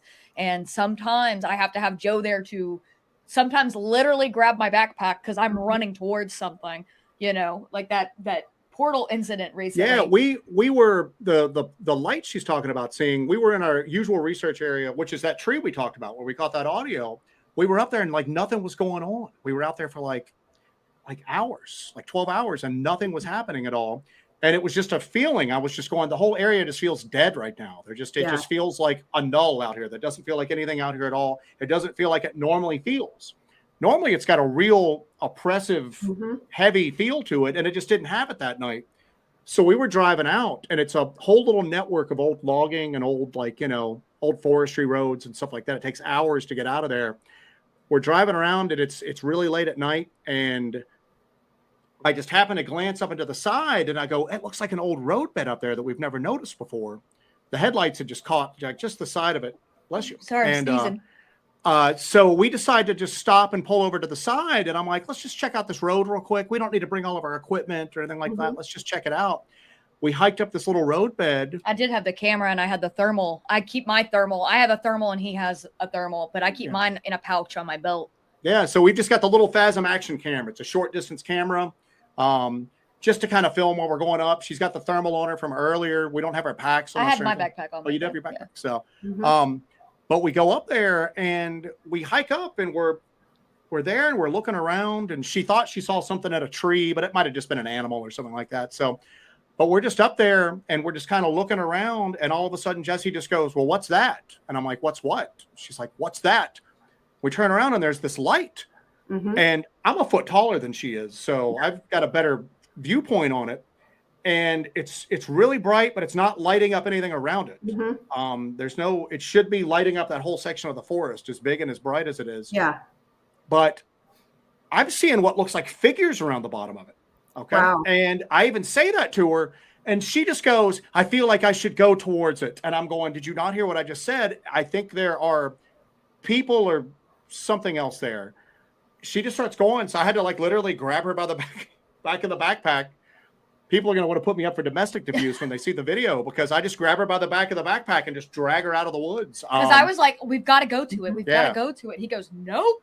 Yeah. And when we get down, I'm just going, listen, there was somebody or something around the base of it. And when the light kind of lifted up, I don't know if those figures were still there, where they were at. We're in a strange part of the woods. If we've got to run, I mean, we don't know where anything is up there. Do you know what I'm saying? I mean, it's very easy to get turned around in the woods. Yeah. So, but yeah, it's happened a couple times where I've had to grab her and literally almost physically drag her out of the woods. So, yeah. I can understand that. Do you guys ever get scared being out there? Yeah. Oh yeah. Yeah. So it's dangerous. It's not only dangerous in terms of dealing with possible cryptids or paranormal activity or demonic entities or anything like that. It's also dangerous because you're out in the woods in the middle of the night. Sure. You have animals, you have bears, you have coyotes, wolves that you have to, they're out there. There's predators out there that are not supernatural. But also it's dangerous to be in the woods running around in the middle of the night. We're trying to move with like as little light as possible. So, I mean, we're one misstep away from breaking an ankle. I mean, we carry personal locator beacons with us with satellite texting communication capabilities. So, we could always like signal for help if we had to.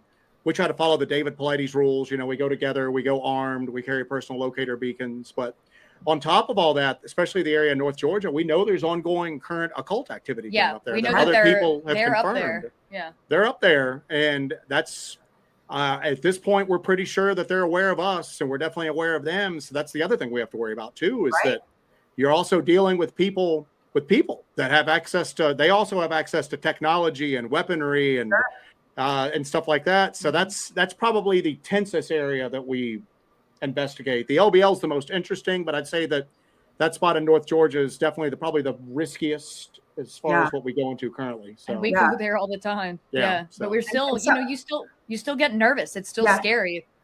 Yeah, and sometimes the living are even more scary than the creatures that are out there. They can be, especially like the Satanist and people doing occult stuff. I mean, that's just it's especially the group up there. We spoke to a witness who has had some dealings with them, and there's some pretty compelling evidence that they've been involved with like children going missing, ritualistic sacrifice activity.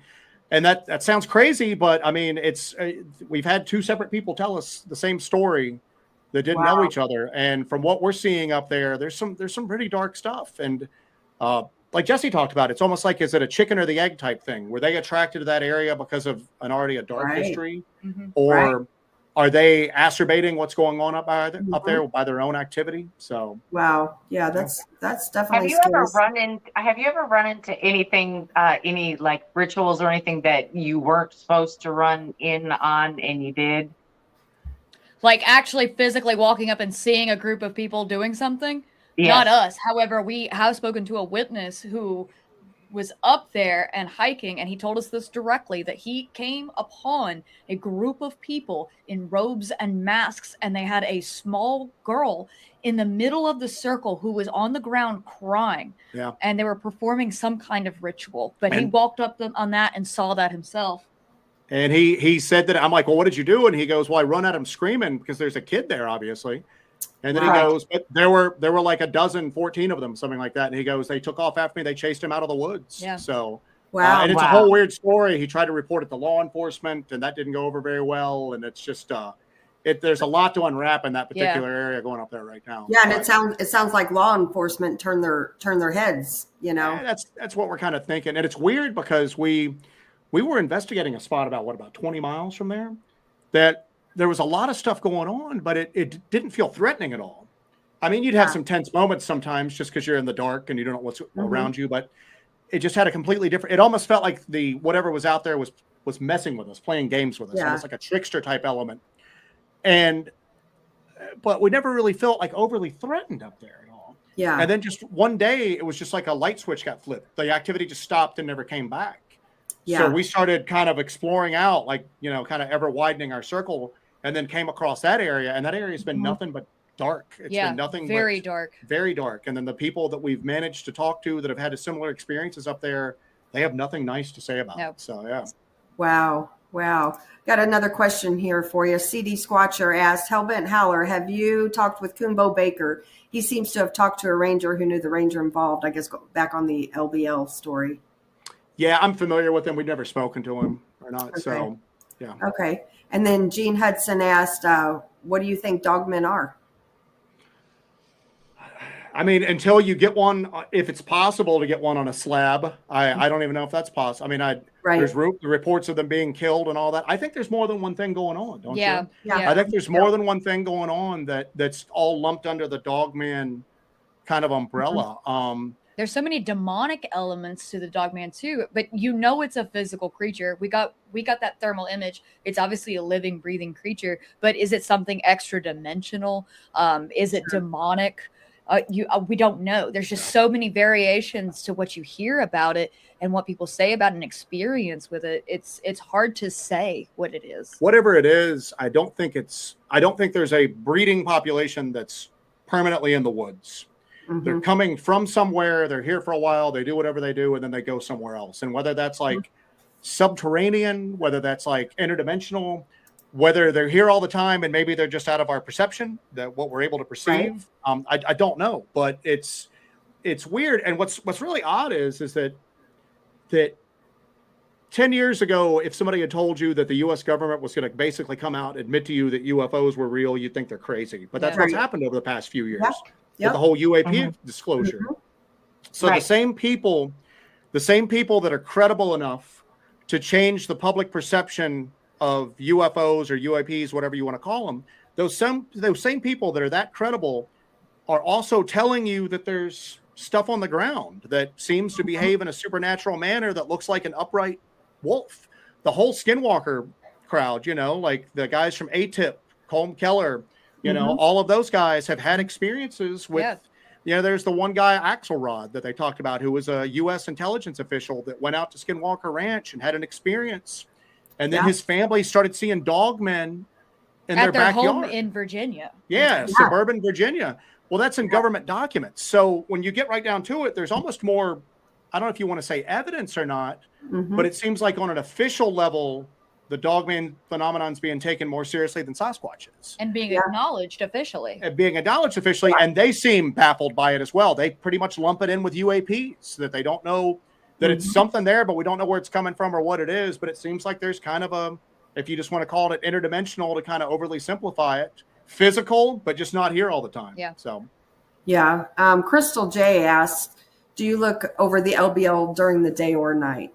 Both. So we have our method usually is we'll do scouting during the day. We walk everywhere. We check out an area all during the day. And then we gear up and we do a night investigation through the entire night, because you kind of have to get familiar with the area that you're going to investigate. If you're going to be there in the middle of the night in the dark. So we do both. And we've had activity happen during the day too. But I think it's very important if you do this kind of work that you go out at night. Mm-hmm. Yeah, I would agree with you on that. I was trying to look back here through the comments for anybody if I missed any questions, because I did earlier. So Yeah, I think you probably missed quite a few, but they were I moving know so I'm trying to fast I scroll couldn't catch them. right. I I know, was like, wow. and I apologize if I missed anybody's questions out there. It's hard Yeah, to. just It's hard type it to. back in. We'll get it this time. Yeah, for sure, for sure, for sure. I'm looking here. So besides But the anyway, LBL I mean, this year, uh, what other plans do you have as far as putting out documentaries and that kind of thing? So we go to our main research area weekly. We go out every single week. We go out and check out that area. We're always out there without fail. So we continue to do that. We're going to go to the LBL. Do we have any other trips? Yeah, we've got a spot in North Carolina that we're going to go check out. And we're kind of limited in what we release as far as field investigations go. We could release a video a week, but not stuff doesn't happen to us that often. You know what I'm saying? We sometimes go months with nothing happening at all. And then we have other periods of time where it just seems like it's back to back, and then it just stops for some reason. Yeah. So people are always like, we wish you'd put more stuff out. I'm going, we're kind of limited. You know, you can only watch so much footage of us just walking around the woods, you know, I mean, so, but we've got, you know, LBL will be our next big one. We're going to continue in North Georgia, North Carolina. We're really wanting to get up into the area where Dennis Martin went missing. And because I've seen people up there during the daytime kind of scouting it out. Yeah. We want to go up there and just do like a full, like overnight investigation for a couple of nights, really get in there. Because that's one of the good, we always talk about it because we go, God, it seems like we capture like a lot of stuff. Yeah. Nothing major, not a smoking bullet, but we've caught a lot of smaller little things there. And I'm like, is it like the hitchhiker effect? Is it starting to get attracted to us? And I'm going, no, I think it's just the fact that we're out there. We're out there in the woods with the equipment to capture it sometimes, you know? I think we're probably one of the best equipped teams that are doing this. It seems like we're chasing the phenomenon with tech sometimes because something will happen to us and we're unable to capture it. So then we come back and we hit the drawing board and we're like, okay, we need this. You know what I'm saying? To try to be prepared for it next time. So, we're running around the woods with full spectrum cameras and digital audio recorders. We're really heavy on thermal imaging right now because I think that again, there's something to that train of thought that they can detect night vision, but it seems that thermal hasn't, if you want to say it hasn't been figured out yet, or maybe it can sometimes kind of confuse them just because it's not emitting any light. So we're really heavy on that. So I say a lot that the thermal is like a great equalizer because nothing can hide from you. If it's alive, if it's giving off body heat, you're gonna see it. I use mine all the time, and I can see just the smallest little mouse running through the woods. You know, nothing can hide from it. Yeah.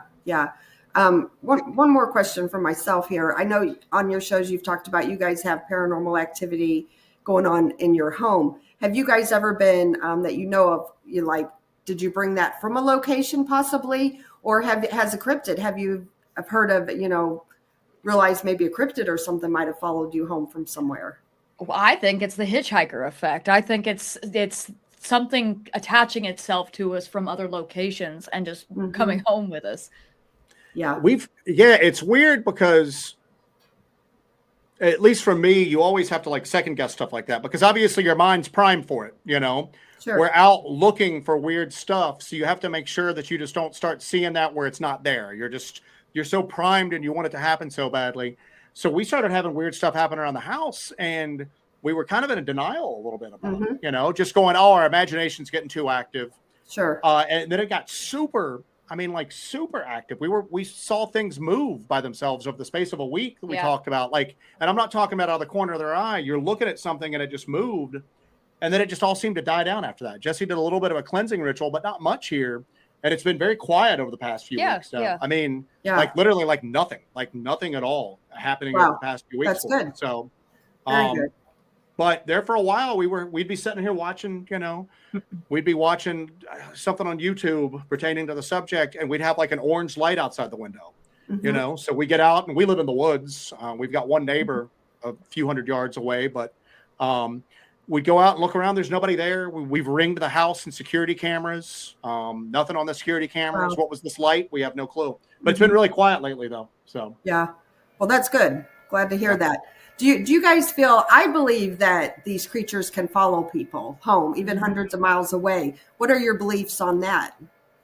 Well, like it's in Skinwalkers at the Pentagon. That's a documented thing. That's an officially documented phenomenon. It's the hitchhiker effect.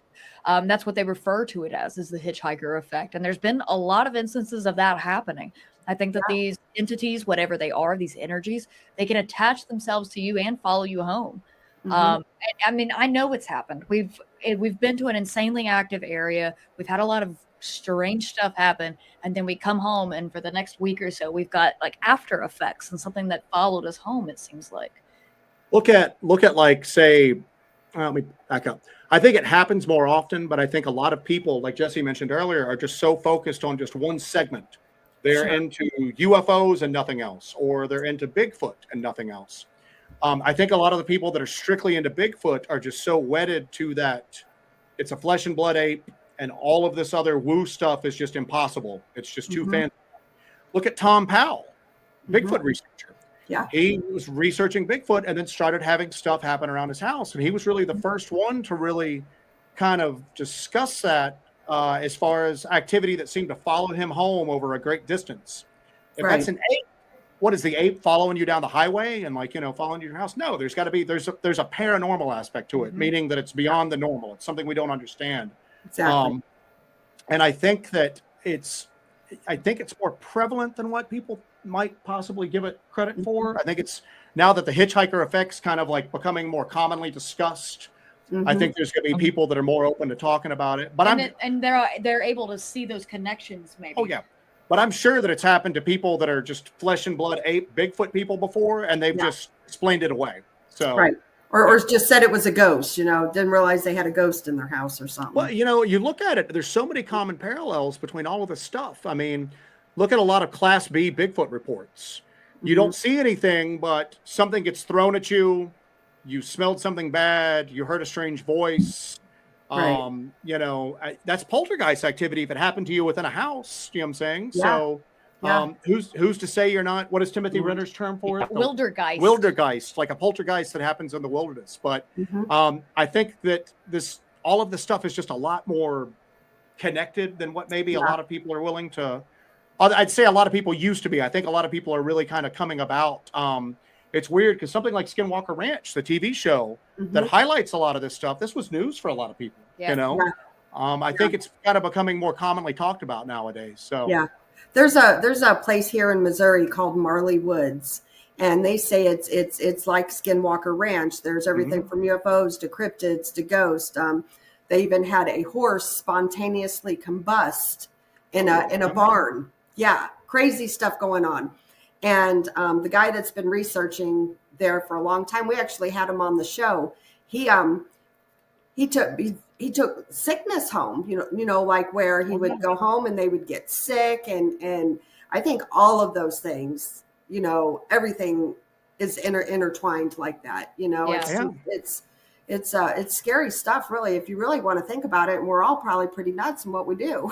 Oh yeah, definitely. And if you look at some of the stuff, I mean, part of what the government released as far as the official documentation of them studying UAPs, some of those documents pertain to human health effects that resulted from like witnessing or encountering UAP activity. Right.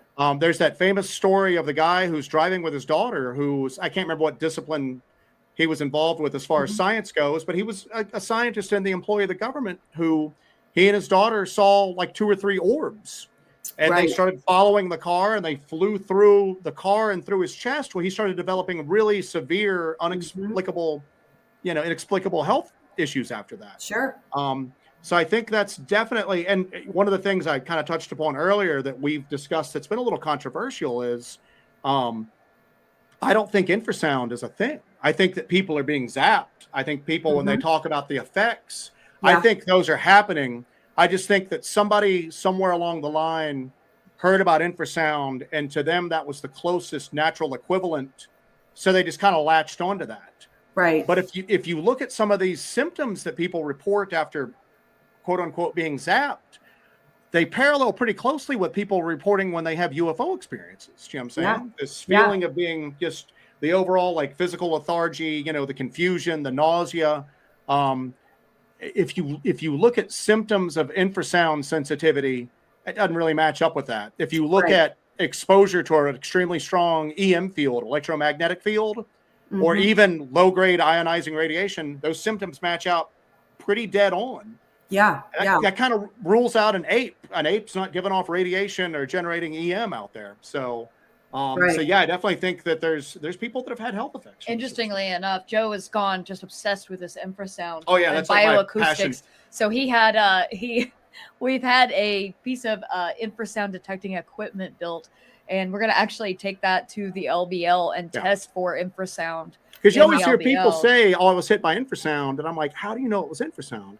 So we reached out to a company that makes infrasound detection equipment because obviously if it's for like earthquakes. And they use it for earthquakes. The piece that I got, they were using stationary because animals give off infrasound. Elephants use infrasound to communicate over like miles. So they were using this equipment in national parks in Africa to monitor like infrasound between herds of elephants. And that's my thing with infrasound is so elephants you would think would be much larger than Sasquatch, which a larger lung capacity. They're giving off infrasound. Well, you don't hear about zookeepers or, you know, people who do, you know, wildlife biologists suffering any of these effects. You know, whales give it off. You don't hear about marine biologists bobbing to the surface unconscious because a whale hit them with it. Totally makes sense. Yeah. So we contacted the company and we went back and forth for a while with them. It's a small little company that makes these up in Virginia. And the guy wanted to know what I wanted it for. And I kind of danced around it for a little while. And then finally I just went, screw it. I want it for Bigfoot research. He didn't even like miss a beat. He was like, oh, okay, whatever.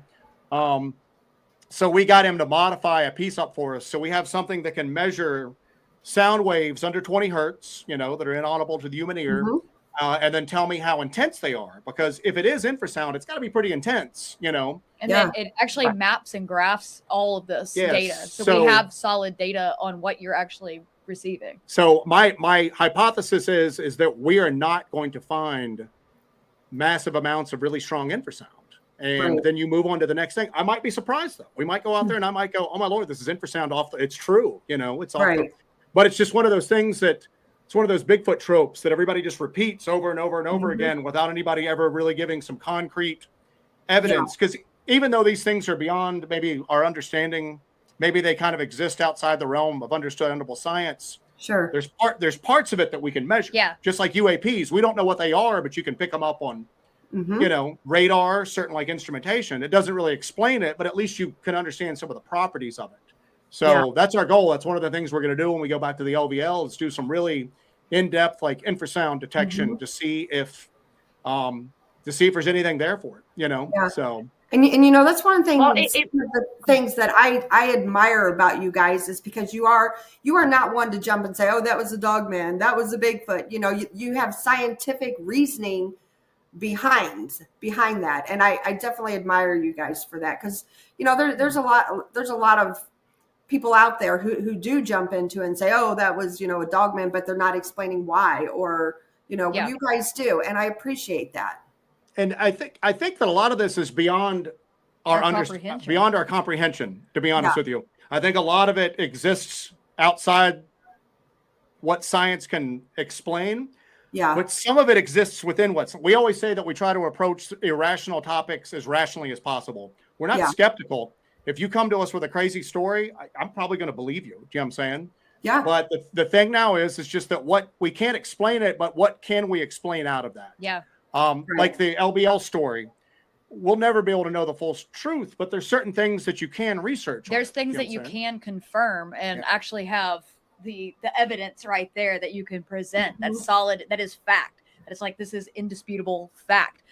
That's also why we do data collection. We use Geiger counters. We use the infrasound equipment. We do data collection because we get those numbers and we get that solid stuff. And you can say, without a doubt, here's the facts of the case. So I think that helps kind of feed into the story and kind of give us a clearer picture of what's going on with facts instead of just repeating the same things over and over and over again and following these tropes. Actually take an approach that we're going to get solid data on this, and hopefully that creates a more complete picture about what's going on. Well, and as we've grown as like researchers too, we take more of a cross spectrum look at stuff now. Like where before I just wanted to research Bigfoot. And that's all I was interested in too. To the infrasound thing, if you look at what people report suffering with Sasquatch, that zapped effect, it matches up pretty well with what people experience with UAPs, like we talked about. Yeah. Well, Gary Nolan was a government scientist who studied Havana syndrome, and they brought him in to look at some of this UAP stuff because the symptoms that UAP experiencers were reporting matched up pretty well with Havana syndrome. Yeah. But one of the first things they tested for in Havana syndrome was sonic weaponry, and they ruled that out. They're like, that's not what's going on. Whatever's happening, it's not sonic based.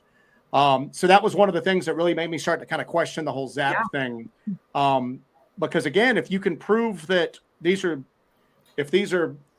biological creatures that are affecting people remotely with what looks like radiation or electromagnetism, that throws the whole idea of it just being undiscovered monkey right out the window. That discussion's over and done with. Now let's move on to try to figure out what they are. So, yeah, absolutely. You were talking about zapped. I know. There's some credible people that are friends of ours that talked about being zapped, and they got really sick.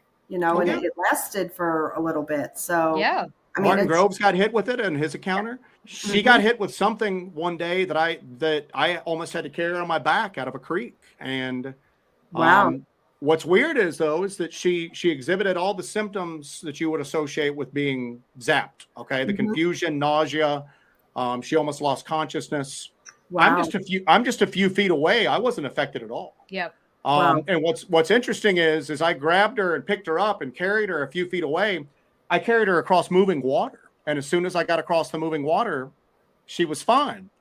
Wow. That ties in with, that's not necessarily scientifically based, but there's a lot of folklore that talks about crossing moving water to escape the effects of lots of different stuff out there. So, so take that for what it's worth. I mean, that's not very scientific, but it happened and we were both there. So yeah, absolutely. We're getting ready to come up on almost the 2-hour mark.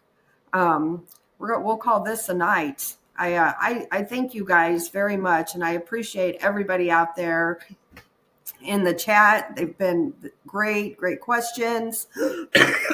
Excuse me, sorry.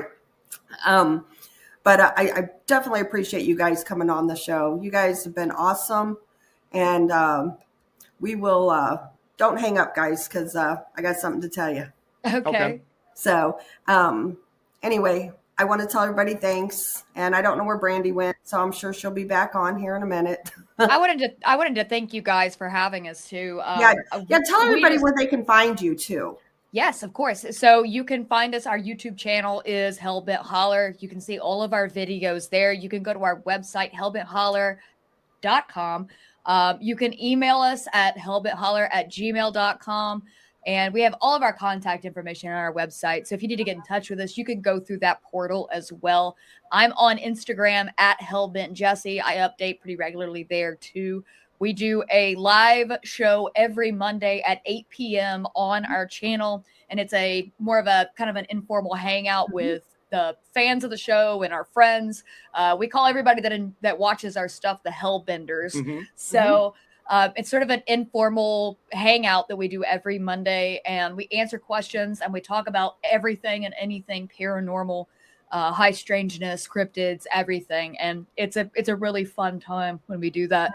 And we're constantly going out in the woods and, seeking this phenomenon out. And I hope you guys can join us and check out our stuff and share it and like it and subscribe to it. So absolutely, and you guys are welcome to share all of your stuff on Blondes and Boos too, on our group. Thank you. Absolutely, and I know I can speak for like Bigfoot believers and other creatures, that group too. Please share your stuff on there too, for sure. So we will. Brandy's, I don't know if she's freezing up. I don't know what's going on there, but she's cloned herself. She has. So she gets one night we'll have great service with her, and the next night it'll be awful. So who knows? But anyway, guys, we want to thank everybody once again, and until next Thursday, we'll see you then. Thank you. Thank you.